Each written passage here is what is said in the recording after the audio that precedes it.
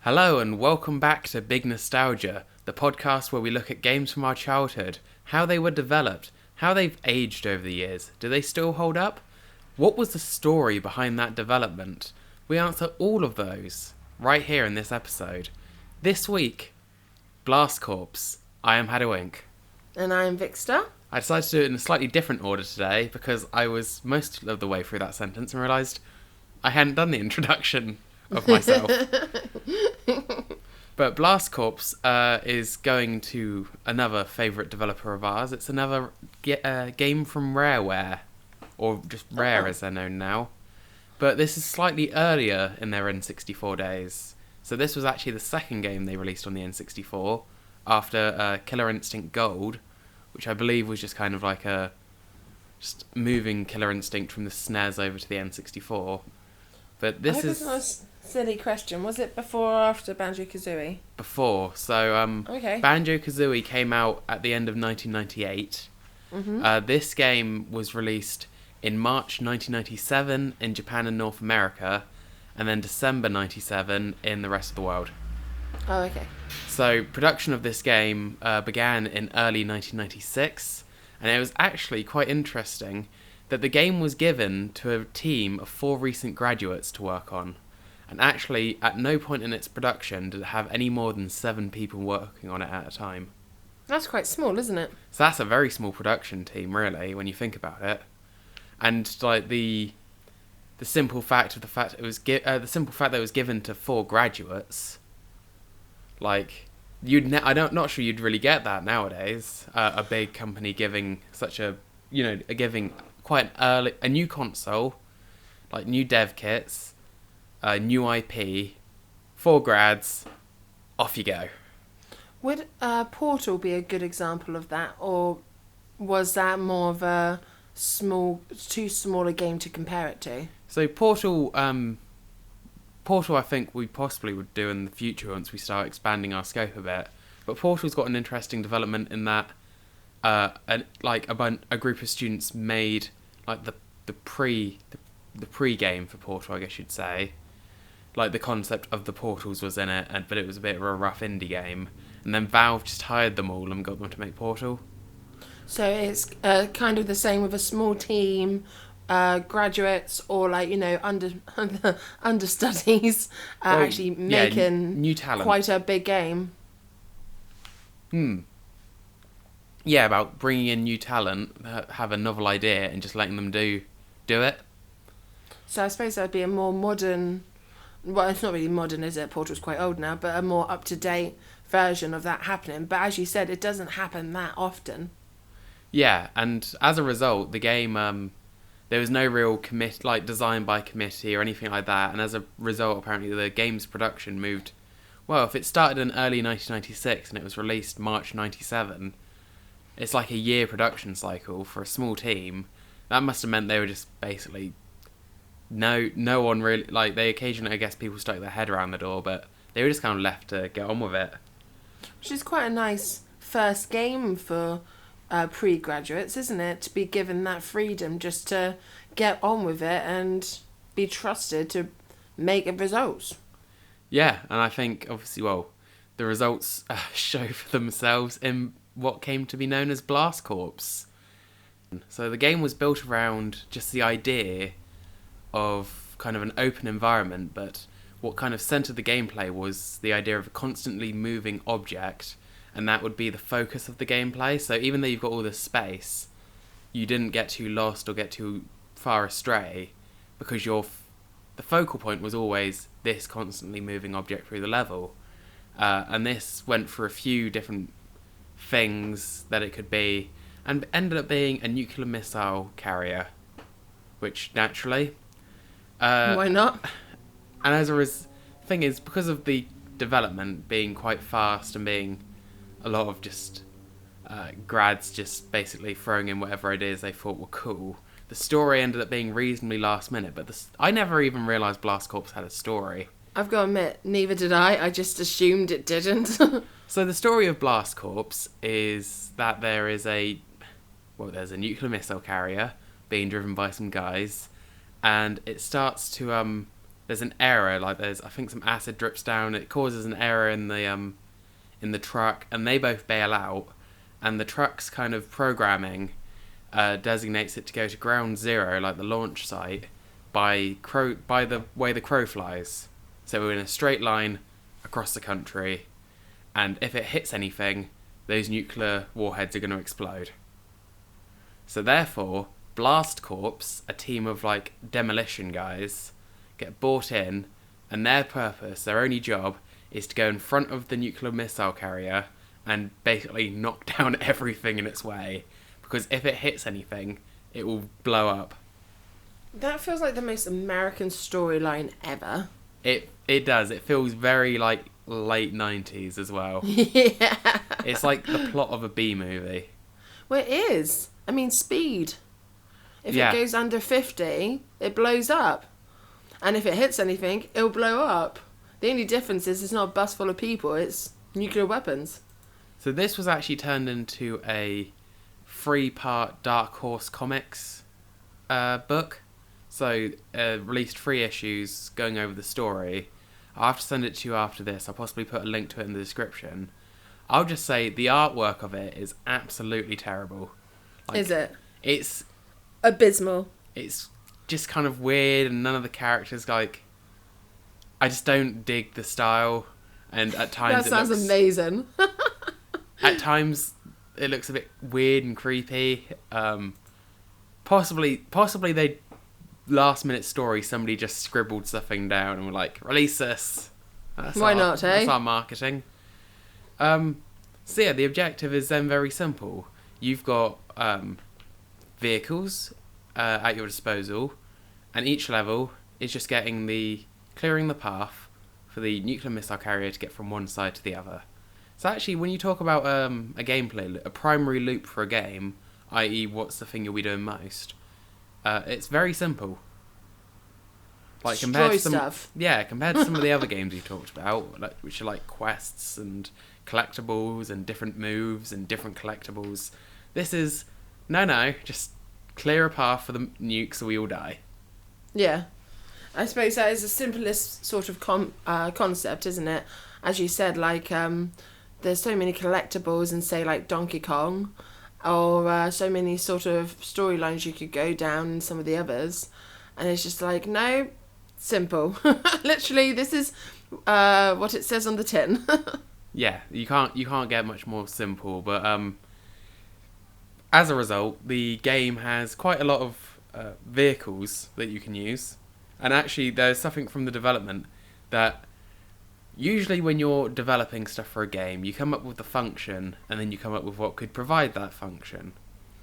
An example being in Banjo-Kazooie, they wanted Banjo as a bear to have access to all those moves, and that's how we got the backpack, so it's going to be full of all this stuff, and then all those moves became Kazooie. So the function gave way to the design, if you follow. This, apparently, there were some vehicles that made it in because their designs look cool, and then the dev team worked out what they could do later. So as a result, there's a bit of a random mixed bag of vehicles that make up the Blast Corps fleet. I suppose they're only grad students, aren't they? So they're still really learning the ropes of making games. Yeah, it's such a like grad student, like young new enthusiastic game developer thing to do. It'd be like, nah, it looks cool, it goes in.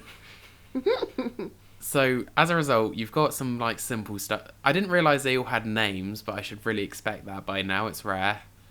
You had the Ram Dozer, which is the bulldozer, which that's kind of like almost a standard vehicle.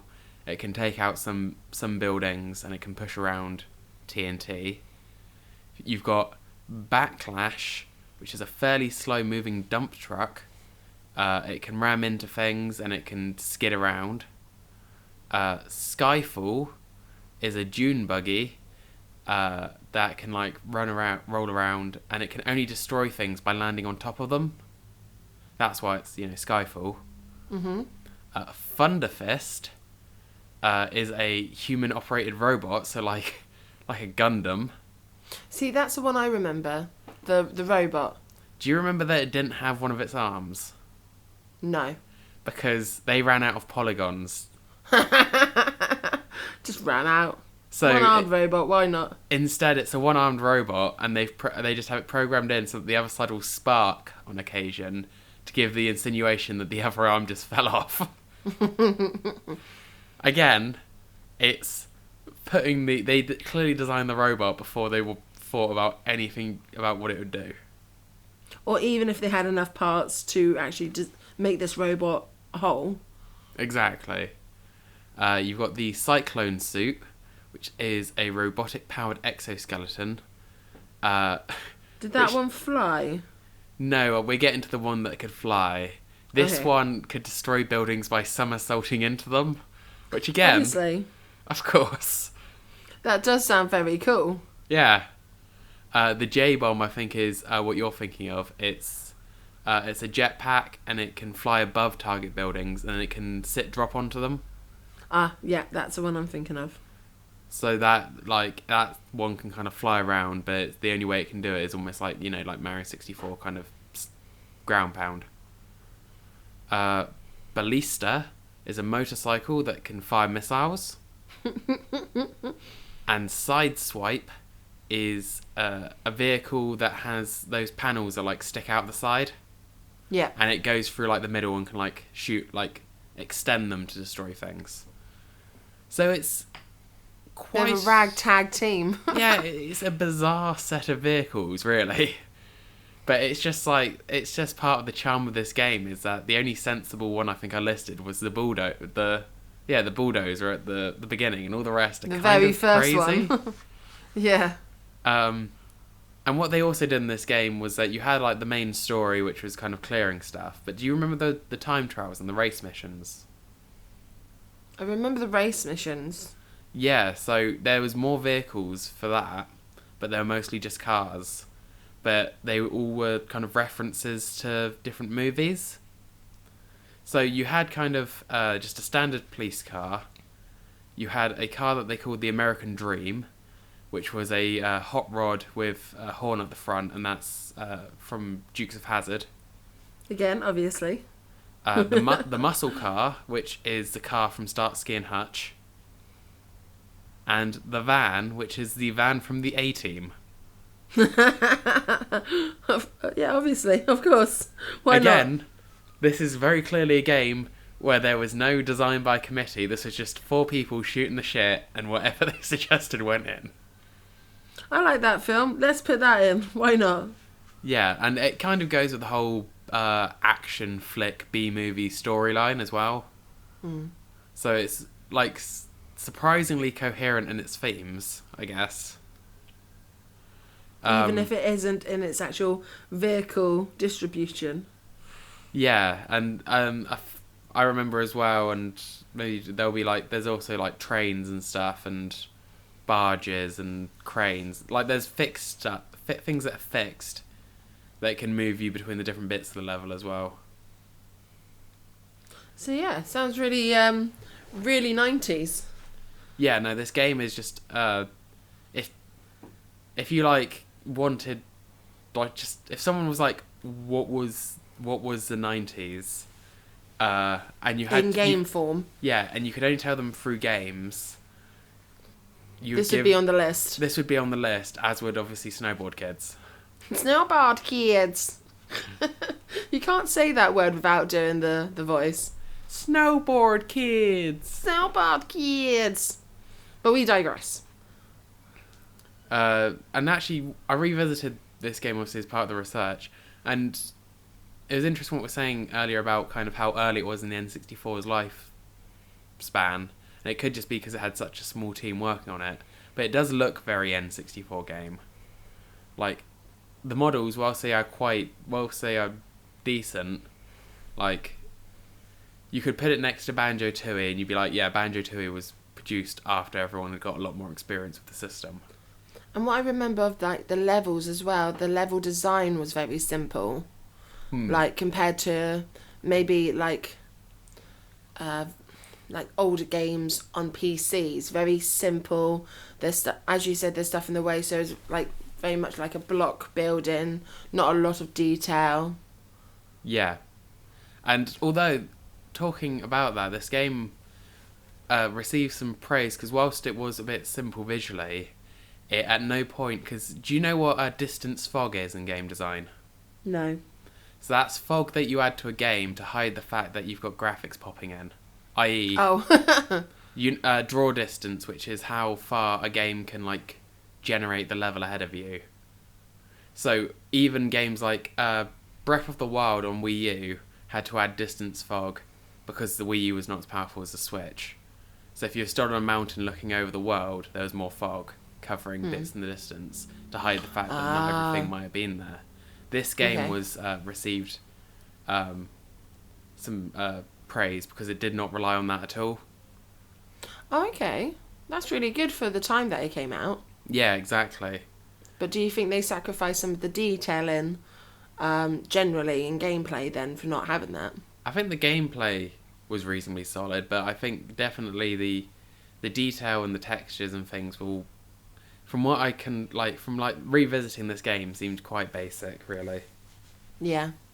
But no, the Blast Corps kind of in line with its kind of, you're this ragtag troupe and kind of the action movie themes, had like a rank system, and you would rank up. There were 31 ranks in the game, so you could get 30 promotions as you got points. Oh, I see. I was about to say, why 31? Feels like a bit of a random number. And this was because each level could be cleared at bronze, silver, gold, or platinum level, and it was just 1 for bronze, 2 for silver, 3 for gold, 4 for platinum, and every 12 points you got a promotion. Oh, I see. So as you kind of went back and completed the game, and then like went back to old levels and like did more of the objectives, you'd like rank up. Yeah, got better at the game. And actually that's an interesting thing that this game is just like, I didn't know, there are some that are quite notorious, and there's like a lot of Did You Know Gaming stuff, there's a lot of behind the scenes stuff on, like your Banjos and your Marios and your Zeldas. This one I just found out so much weird stuff, which was quite interesting, but the platinum medals weren't in the game originally, but they actually became as a result of the QA testing. So the quality assurance testing is what takes place right before a game is released. Okay. So basically the quality assurance team will just play it and try to break it as best they can to make sure it's fit to release. And they became really competitive with each other, and the different regional QA teams became competitive with each other to try and do the levels as well as they can. And then, as a result, their like times and scores became the basis for the platinum medal requirements. That's quite funny. And that's quite interesting as well, like something coming naturally from people enjoying the game and obviously wanting to do as well as they can. But the message you get if you get a platinum medal in every single level, the game just gives you the message, you can stop now. And for all the things to say, not congratulations, that's enough. You don't calm down. You can stop. Calm down, stop overachieving. Put down the controller, stop now. Go outside. Fresh air, people, fresh air. So do you remember much of the Blast Corps soundtrack? Nope. So do you because there's one that you may do if I remind, like the level select, almost like it. We've had quite a few like interesting music choices this season of games, but do you remember like the time to get moving? That was like the menu. And it was like kind of electronic. I think I'd have to check it out. Maybe we can do a link or something to the soundtrack. Yeah, well, it's on YouTube if you just search Blast Corps soundtrack. And also, it was the first Rare game to make use of the banjo as an instrument in its soundtrack. Really? Yeah. So there's no banjo in Banjo-Kazooie? No, this game came first. Oh, yeah. Because otherwise that would be lame. There needs to be banjo and Banjo-Kazooie. But anyway. Because and also there's quite a lot of references to, because this was off the back of the Donkey Kong Country games, so there's a few DK references for it as well. But yeah, like the soundtrack, I'll send you the link to it. It goes from like a track that reminds me of Cotton Eye Joe Have to all like the songs. to like action heavy songs and stuff like that, but it's a decent soundtrack. Cotton Eye Joe, that's another 90s, big 90s reference. Exactly, yeah. That's the thing. This game is just the purest form of the 90s. Such a product of its era. And going into kind of like more of the weird and wonderful stuff, I guess. Rare did make when Rare Replay came out, which was the kind of the 30 games all bundled together that they produced for the Xbox One a few years back. There's a few things. Well, they released a video and like some behind the scenes stuff from the game. One interesting thing before I go into that is that they actually had to change one of the tracks from the soundtrack because it uses bits of the Donkey Kong Land soundtrack in it. And Donkey Kong was the property of Nintendo then. And so for the re-release, they had to change it. Well. But yeah, no, some interesting stuff is... So the world select screen, you've got like a helicopter and you're going between the levels on like a kind of version of the Earth. And while the Earth is not accurate at all, the solar system around it apparently was quite accurately mapped by one of the programmers. So you'll see like Venus, Mars, the Sun, the Moon, and like other planets going around you in the background of the level select screen. And apparently it's quite accurate as to like how fast they're going and things like that. Huh. And that's just like strange attention to detail. Yeah, out of all the things to focus on, focusing on the solar system that happens to be in your like, yeah. One cancelled vehicle, going back to the fact that the design of the vehicle came before the function. All the developers they were interviewing could remember is that the pilot seat was it was another mech, like another Gundam one, but the pilot seat was in the crutch. Why? Oh dear, I'm so glad that quality control or someone just went, no, you've done enough. It had one of those like drop down things for you to like climb in that came down from the crutch and just went back up to the crutch. They had said nothing about what it would do. That's just all they remember is they're like, I just remember there was a cut vehicle which had the pilot sat in the crutch because we thought it was funny. Well, it is funny, so we got to give them that. And then there's like have you ever heard of? I hadn't, but have you ever heard of the British actress Lorraine Chase? Yes. There is a level in the game called Moraine Chase. Oh, so they were fans of her. Named after her because she'd been on a TV show playing an older Rare game. Oh, so they reference back to that. Yeah, although Moraine Chase just sounds like if you're actress Lorraine Chase and you don't want to be mobbed by fans, but you can't think of a fake name in the moment. Moraine, yeah, no, I'm not Lorraine, I'm Moraine. Yeah, welcome to our hotel. What name is the booking under? Moraine. Shifty eyes. And also, apparently, some of the race levels, despite the fact that obviously the environments were very different and like it had more differences in the terrain, their actual shapes were based off some F1 courses.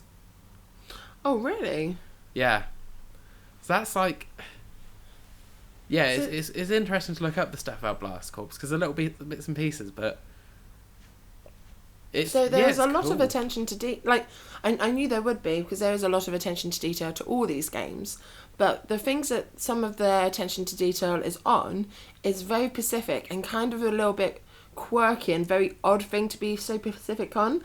Like the solar system or the F1 or even the vans and the cars having references to TV shows. Their attention to detail is odd. Yeah, it's very specific attention to detail. Like, you could write up a list of the interests of the 4 grads based on what they gave attention to in the development of this game.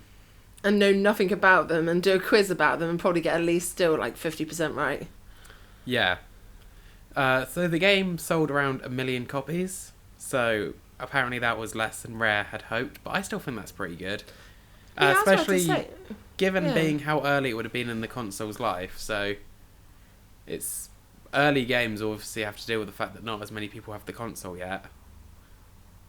Or if you're an early console game and you're not part of the initial bundle, say like Super Mario 64, which was the whole point of the console, you're always going to be less likely, aren't you? Because people are going to focus on the main game. You're always going to be seen as sort of not exactly a side game, but after you bought the console and, the game that came with it, why buy anything else for a little while? Yeah, and especially since it wasn't a pre-established IP or anything like that. When talking about sequels, the developers, like the original 4 guys that did it, kind of think that they've extinguished all their ideas. They're like, nah. And I think that's reasonably respectable, although it would be good to see almost just like a remake. Just with like Blast Corps? Yeah. With a bit more money behind it, bit more like purpose to the machines, and maybe a bit more of an interesting storyline. It doesn't need to be like be quirky, massively different, but it'd just be good to see like almost an update of it.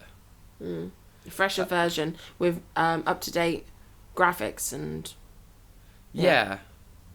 and just in general, I think that this is a very weird game that wouldn't be made today for a number of reasons. Mostly because what we said earlier about a big studio, because Rare were like a big name studio. They were pumping out games. They just made the Donkey Kong Country games. And to think a studio of that size nowadays giving just 4 grads free reign to make whatever they wanted, it's kind of really like a unique situation. Like you said, Portal's kind of similar, but I think nowadays something like this would probably end up being like an indie game, or possibly like on a Steam spiritual instead. Sequel. If you wanted to come up with an original concept, it wouldn't be taken up by any big name developers. It'd be more fund it yourself through Steam and I wonder if anyone has made a game like this, because even like today the concept's kind of unique. Like I suppose it's the only one made like it. Yeah. And this game it appeals to that very basic instinct to me that it just ignores everything else and it's like, okay, that's really cool. Yeah, and I really like the simple concept, as you said earlier.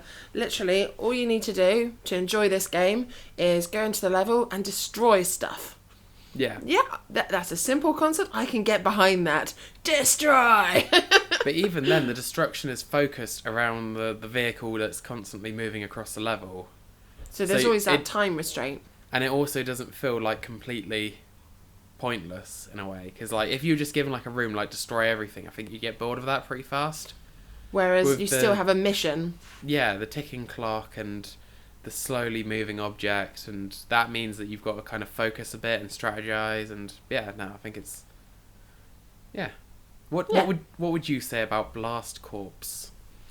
I remember enjoying it a lot as a kid. As we said, it's a very easy game to pick up. You wouldn't have to worry about where you are in the series or where you are in the gameplay. You just pick it up and sort of just go for it. But as you said, it didn't get boring because of the quote unquote storyline. But I wouldn't say it's in like my top 5. I'd say it was a little bit forgettable, even though it was an original concept, just because it could only offer so much. Yeah, no, it had a thing that it did well, but it didn't do much more. But one thing. Yeah. Whereas if you're comparing it to more of our favourite N64 games, the storyline obviously was a lot more richer. The gameplay offered a lot more for someone to explore than just the simple concept of exploding stuff. Now, they exploded stuff and destroyed stuff very well, but yeah, they could only do so much. Yeah. So that's Blast Corps, the kind of the crazy 90s destruction game. Do you remember this game at home listening to this? If you do, I'd genuinely be interested for you to write in the comments below about your experiences with the game, because it does get very difficult at times later on when you've got a lot of different objectives to do. So I'd be interested to know if anyone did the complete completionist as well and got told to move on with their life. In the meantime, you can follow this channel on Twitter at abridgedbk, where we'll just give updates on videos throughout the week, just to... or you could subscribe here, and obviously then you'll get the videos anyway. Next week, we are looking at, I want to say Pokemon Stadium. Yep, Pokemon Stadium. So that one's going back to kind of almost a... I think a few people have heard of Pokemon going back to like a big name IP, but I've kind of enjoyed the last few weeks of kind of looking through... I was about to say the last few weeks of looking through the lesser known games, but last week was F-Zero X, and that I don't think is lesser known, it's just maybe a bit... It's just a bit more obscure, isn't it? It's less not one of known the than top. Pokemon. Yeah, because Pokemon has become such a big thing now, but we'll go into more into that next week. Yeah. In the meantime, I've been haddowinc. And I've been VicStar. Please come and join us again next week. We'll see you then. Bye. Bien. Do do do do do. Bien. Do do do do. Bien. Do do do do do do do do do do do do do do. Big nostalgia. Yeah.